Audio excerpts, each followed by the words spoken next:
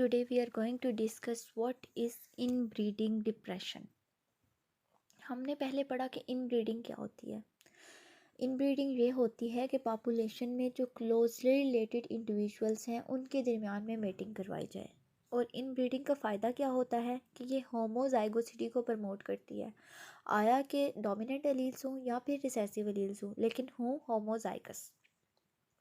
लेकिन inbreeding depression क्या है?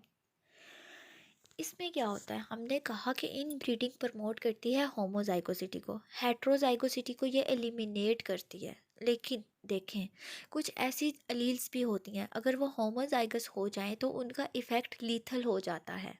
फॉर एग्जांपल, अगर एक रिसेसिव और एक डोमिनेंट एलील है तो डोमिनेंट एलील जो है वो अपना इफ़ेक्ट शो करेगी और कोई भी हार्मफुल इफ़ेक्ट नहीं होगा. लेकिन अगर वो जो रिसेसिव एलील है, अगर वो होमोजाइगस हो जाए, हेट्रोजाइगोसिटी ख़त्म हो जाए, तो वो जीन जो है वो लीथल जीन बन जाएगी. वो जो है हार्मफुल इफ़ेक्ट काज करेगी. सो ये चीज़ जो है ये इन ब्रीडिंग का साइड इफ़ेक्ट है और इसको हम क्या कहते हैं, इन ब्रीडिंग डिप्रेशन कहते हैं. क्योंकि इसके रिज़ल्ट में क्या होता है कि जो इंडिविजुअल्स प्रोड्यूस होते हैं विगर होता है. विगर बेसिकली क्या है कि उनकी एबिलिटी कम हो जाती है रिप्रोड्यूस करने की. ये किसकी वजह से है? इंक्रीज इन होमोजाइगोसिटी की वजह से. और इसे हम क्या कहते हैं? इन ब्रीडिंग डिप्रेशन. इन ब्रीडिंग डिप्रेशन क्यों होता है? फर्स्ट वन रीज़न वही है कि होमोजाइगोसिटी इंक्रीज़ हो जाती है, इसलिए.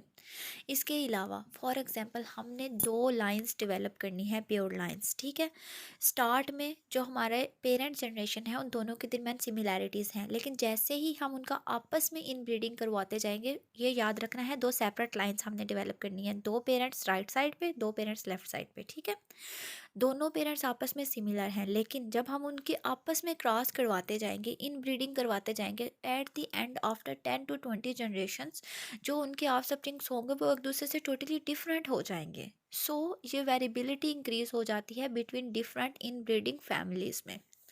इसके अलावा क्वांटिटेटिव करेक्टर्स कम हो जाते हैं, क्योंकि जैसे ही हम इन ब्रीडिंग करवाते जाएंगे तो जो नंबर ऑफ़ करेक्टर्स हैं वो कम हो जाएंगे. इसके अलावा ये जो नंबर ऑफ़ करेक्टर्स कम होंगे, ये चीज़ शो होती है उनके डोमिनेंट बिहेवियर में भी. इसको स्टडी किया था दो साइंटिस्ट ने, ईस्ट और शल ने, कॉर्न प्लांट पे. उन्होंने 30 years तक इन ब्रीडिंग की थी, 30 generations तक सॉरी इन ब्रीडिंग की थी.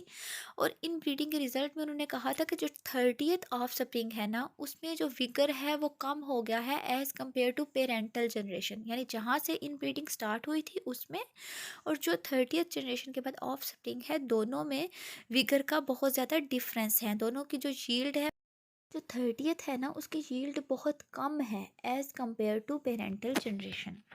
और ये किस वजह से है? 3 रीज़न की वजह से. एक तो क्या है कि जो लीथल अलील्स हैं उनका नंबर ज़्यादा हो गया है ड्यू टू होमोजाइगोसिटी. उसके बाद विगर और फेकेंडिटी जो है वो कम हो गई है. इसके अलावा साइज़ और विगर में भी डिक्लाइन हो गया है आफ्टर 30 जनरेशन. सो इसको हम क्या कहते हैं? इन ब्रीडिंग डिप्रेशन.